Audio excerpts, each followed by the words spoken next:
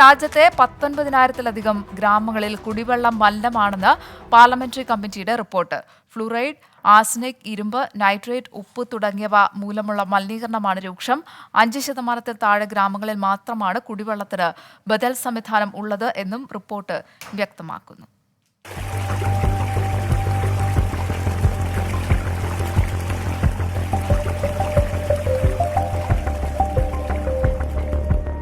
അസമിലെ 6,749 ഗ്രാമങ്ങളിലെ കുടിവെള്ളം ഇരുമ്പിന്റെ അംശം അമിതമായ അളവിൽ കലർന്ന് ഉപയോഗശൂന്യമാണെങ്കിൽ രാജസ്ഥാനിലെ 8,840 ഗ്രാമങ്ങളിൽ ലവണാംശം മൂലം ജലം ഉപയോഗിക്കാനാകാത്ത അവസ്ഥയിലാണുള്ളത്. രാജ്യത്തെ 1000-ലധികം ഗ്രാമങ്ങളിലെ കുടിവെള്ളം ആഴ്സനിക്കും ഫ്ലൂറൈഡും മൂലം മലിനീകരിക്കപ്പെട്ടതാണ്.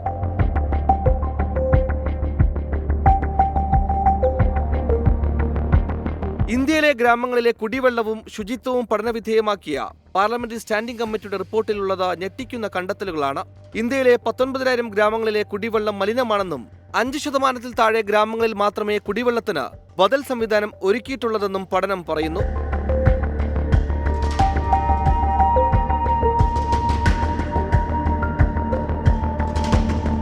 നൈട്രേറ്റിന്റെ സാന്നിധ്യം മൂലം കുടിവെള്ളം മലിനമായ 475 ഗ്രാമങ്ങളും ഹെവി മെറ്റലുകളുടെ സാന്നിധ്യം കണ്ടെത്തിയ കുടിവെള്ളമുള്ള 86 ഗ്രാമങ്ങളുമുണ്ട്. രാജസ്ഥാനിലാണ് നൈട്രേറ്റ് മൂലം കുടിവെള്ളം ഉപയോഗശൂന്യമായ ഏറ്റവും അധികം ഗ്രാമങ്ങളുള്ളത്. കേരളത്തിലെ 58 ഗ്രാമങ്ങളിലും ഇരുമ്പ് മൂലം കുടിവെള്ളം ഉപയോഗശൂന്യമാണെന്നാണ് റിപ്പോർട്ട് പറയുന്നത്.